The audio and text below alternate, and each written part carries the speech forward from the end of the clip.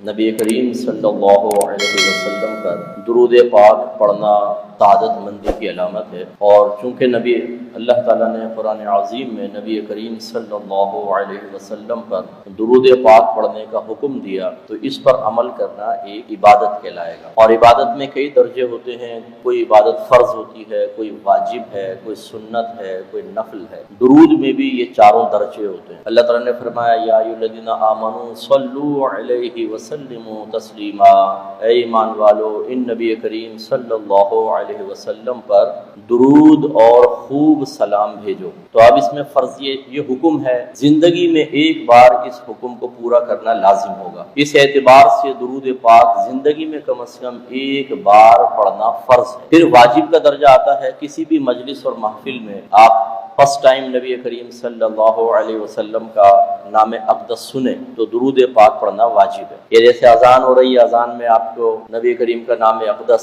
سننے کو ملا تو درود پاک پڑھنا واجب ہوگا۔ پھر اس کے بعد سنت کا درجہ ہوتا ہے، نبی کریم صلی اللہ علیہ وسلم نے خود اپنے اوپر درود پڑھا، جیسے نماز پڑھتے تھے درود ابراہیم پڑھتے تھے، اس میں خود اپنی ذات پر بھی درود پڑھتے تھے سرکار۔ تو یہ اس اعتبار سے یہ سنت بھی ہے۔ اور مستحب کا درجہ یہ ہے کہ ایک مجلس محفل میں آپ نے پہلی بار ذکر سنا تو درود پڑھنا واجب، اس کے بعد جتنی بار آپ سنتے رہیں گے، سب میں بیان کر رہا ہوں، بار بار رحمت کونین صلی اللہ علیہ وسلم کا ذکر آ رہا ہے تو ایک بار واجب، اس کے بعد مستحب ہے۔ مستحب کا مطلب پڑھیں گے تو ثواب ملے گا، نہیں پڑھیں گے تو گناہگار نہیں ہوں۔ تو اچھا ہے زبان سے صلی اللہ علیہ وسلم کم از کم کہہ لیں۔ تو یوں چار درجے ہیں، یہ کبھی فرض ہے، واجب ہے، سنت ہے اور مستحب ہے۔ ایسے ہی آپ کوئی وظیفہ اختیار کرتے ہیں، روزانہ 50 مرتبہ 100 مرتبہ پڑھنا، 10 بار 20 بار پڑھنا، یہ مستحب ہے، افضل نفلی عبادت ہے، کوئی آپ پر لازم نہیں ہے کہ آپ پڑھیں، لیکن پڑھیں گے تو سعادت کی بات ہے۔ اور یہ بس ہمیشہ یاد رکھیں کہ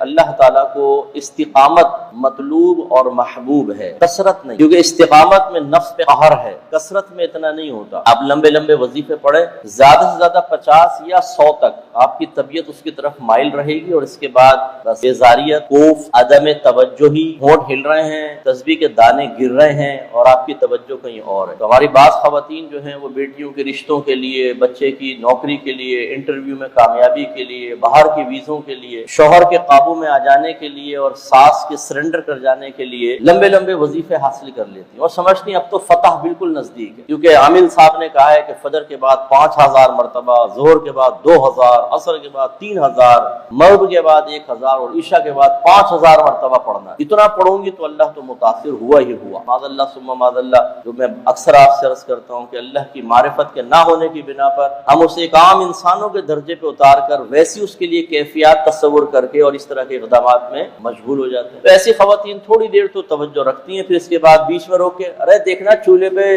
سالن نہ جل رہا ہو، ارے وہ کپڑے لے کر آنا، ارے پانی تو پلا دو۔ وظیفہ پڑھتے ہوئے سارے کام ہو رہے ہیں دنیا بھر، اور پھر وظیفہ تمام کرنے کے بعد امید لگا لینا کہ اب تو میرا کام ہوا ہی ہوا، اور نہیں ہوتا تو اتنی زیادہ مایوسی بڑھتی ہے۔ درود پاک زیادہ پڑھنا کمال نہیں، آپ فضیلتیں سنیں گے، 1000 مرتبہ کی فضیلت، 10,000 مرتبہ کی یہ فضیلت، تو آپ ان تعداد پر نہ جائیں، آپ جائیے استقامت پر۔ روزانہ پڑھیں، چاہے قلیل ترین ہی کیوں نہ ہو، ایک بار پڑھ لیں روزانہ چلے بس بہت، لیکن روزانہ پڑھیں۔ تو ایک تو آپ فوراً ہی پڑھ لیں گے، ویسے میں مبالغہ کر رہا ہوں، 10 بار کر لیں، 50 بار کر لیں، اس سے زیادہ نہ کریں۔ زیادہ جوش ہے 100 کر لیں آپ بس، لیکن ڈیلی۔ اور یہ 100 ایسا ہونا چاہیے کہ صحت میں، بیماری میں، سفر میں، اقامت میں، شادی بیاہ کے ہال میں بھی بیٹھیں اور آپ کو یاد آیا کہ آج درود نہیں پڑھا تو 100 کی تعداد تو پوری کرنی کرنی، حتیٰ کہ بستر پہ جانے سے پہلے یاد آیا کہ آج دن میں درود پاک پڑھنا بھول گیا تو سوئیں گے بعد میں پہلے تعداد پوری کریں گے۔ یہ مطلب جو استقامت ہے یہ ہے شریعت کو مطلوب، اور اس کی برکات ہو۔ تو اللہ تعالیٰ ہمیں